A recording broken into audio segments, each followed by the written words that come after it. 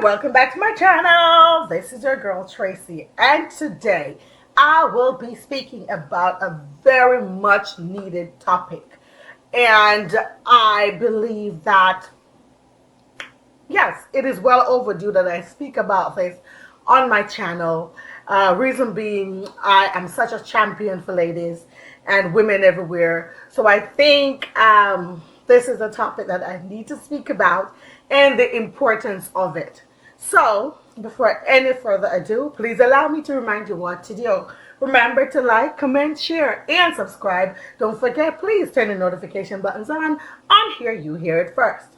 So, today, the topic that I would like to bring to you is how to spot Mr. Right or choose Mr. Right, and how to ensure that this is the person you want to be with.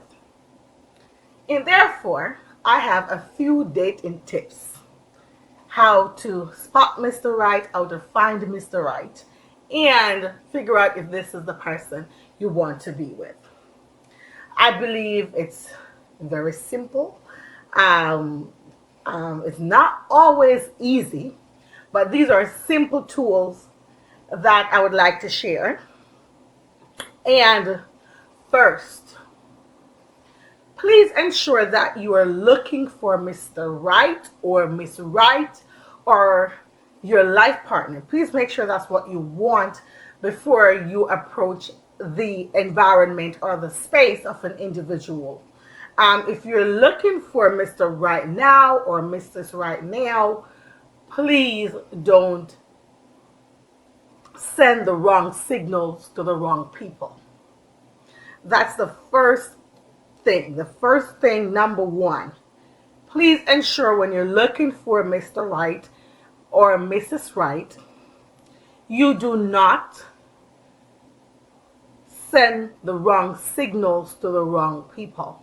Because here you may be looking for Mr. Right, and the person who you are eyeing is just looking for Mrs. Right now or Mr. Right now.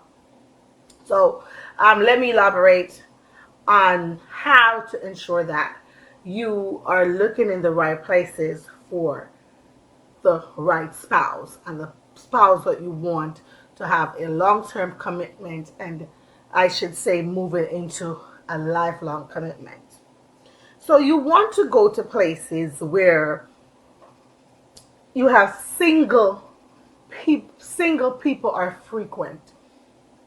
I would say people who are like-minded like yourself.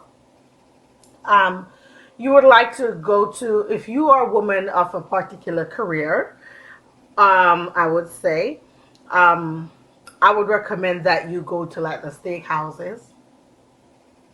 That is where you'll find a lot of single men. Um, and sometimes there you will find divorcee, because the rate for divorce is like rampant, and it is a very high number, and the statistic is very high. However, you don't want to enter the space with a negative energy or a negative outlook. If you happen to meet someone who piques your interest, and if the person tells you that, oh, I'm a divorcee, that is not a reason to run to the hills. Right? So that is number one, and place to go when you are choosing Mr. Right. And that is just one place. Two, when you're choosing Mr. Right or Mrs. Right, you want to make sure that this person have something in common with you. And what I mean having things in common with you, you don't want to have someone who is exactly like you, but or the same personality, but you want to have someone who you're able to identify with. They can identify you with you, and you can identify with them, and you can have a level playing field or a conversation that is basically oftentimes becomes an agreement or agree to disagree in a positive manner, a positive way. Example, if you're an atheist, please do not go out looking for someone who believes in the teaching of Jesus Christ. Why? This is going to cause conflict in your relationship, especially if you are someone who wants to have children. And now, when your partner on the left wants to teach your child about the teaching of Jesus Christ, Christianity, and the old religion scheme, or the old, I would not say religion is a scheme, forgive me, but teach your teach your child about religion or their beliefs, and then you're going to be on the opposite side of the aisle, knowing that, okay, you do not believe in any of this. You believe in evolution and all the other belief that comes with the teaching of Jesus Christ is null and void. Therefore, you don't want that to become a conflict in your relationship. So that's number two. Number three, very important, people. When you go out and you meet someone, please do not make it your very first priority to introduce him or her to your friend or to your friends. Please ensure that you get to know the individual all on your own to make sure that this is the person, you find this person interesting. This person is someone who makes you laugh. This person is someone who has things in common, like as yourself. This person shares similar political views. This person shares similar religious views. This person has similar ambitions, or even more ambitious than you are. This person is already accomplished. So when you meet this person and you find all these characteristics in this person, and you think this is the person you want to spend the rest of your life with, then I believe that's when you should introduce this person to your comrades or to your friends, and also your family. Reason being, I don't think it's always a good idea to introduce someone to your friends and to your family right off the back. Oftentimes, if you are not someone who is strong in your conviction, this can cause you to maybe lose out on a life commitment with someone who really was your soulmate. And I'm saying this because oftentimes we have these friends who will tell you, oh, he's not good for you. He doesn't want to be with you. He's not cute enough. He doesn't have enough money. He just doesn't. Sometimes this can come from jealousy. This can come from this person wants you to be single because they're single. They think they're going to lose their friend. So therefore, they don't want my friend over here, my friend over here to be caught up and booed up with anybody, because this is going to cause the relationship to become lesser, or they're going to see them less often. Or sometimes just plain jealousy and bitterness. So you want to make sure that, so when you introduce this individual to your friends or to your family, you are already strong in your conviction. You already basically make up your mind. Now, I'm not saying that you should not listen to your friends or to your family if they ever say anything to you that is a red flag. This means, I'm not saying you should totally ignore what they're saying, but after this is being told to you, I would rather, and I would recommend that you go ahead and you will do your research on your own.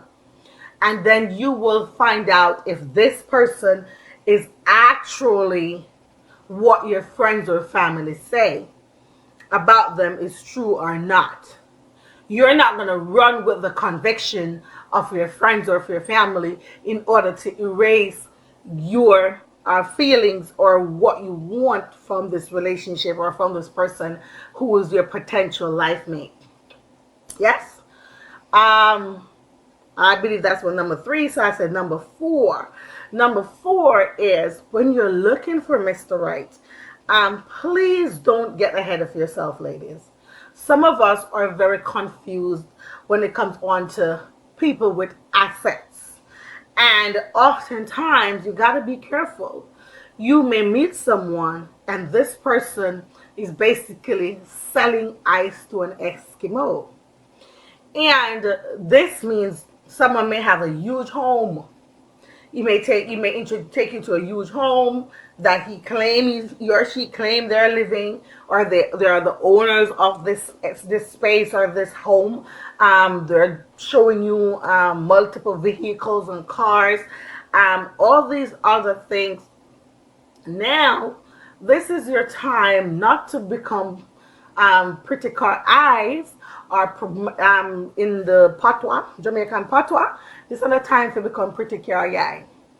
This is time when you are going to do your research. Make sure that Mr. Potential Right is actually the owner of these assets that he's throwing around and he's showing off to you. This is when your private eye kick in. This is when you need to be your own private investigator and ensure that what Mr. Potential Right is showing you is actually his assets, and you don't get in a relationship or marrying this guy and realize that, whoa, both of you are homeless when his friends kick him out of the home, or his family kicks him out of the home. You're now realizing, wait a minute, none of what he's shown to you was ever is. You don't want to have that shock of your life. Think that this happens one too many times, right? Number 4, if you are someone who wants to have children, you want to make sure Mr. Potential Right or Mrs. Potential Right also has the same view. He or she wants to have children, or if they already have children, you have to make sure that you want to have someone with a baby mama or a baby father, and if you want to deal with the baby mama or baby father drama. And I believe I should say, last but not least, another reason, another pointer I want to share with you is, please do not settle or lower your standards just because you may think potential Mr. Right or potential Mrs. Right is something that can work with. You don't want anything that you can work with. You want to have something that is already working, not work with. Because reason being, you don't want to get in a situation where everything is sitting on your lap and then now you start to figure, oh my God, what did I get myself into? Right? So I believe that I have shared a few of my pointers with you, and this may sound a little bit maybe cliche what I've shared, but this is just some of my pointers, and they have worked for me in the past. And here am I am married, and I think a lot of other people who are committed in a committed situation can also attest to what I just mentioned. And like darling, my opinion are very valid. Okay, so once again, please allow me to remind you what to do. Remember to like, comment, share, and subscribe. Don't forget, please turn your notification buttons on. You hear it first. Bye.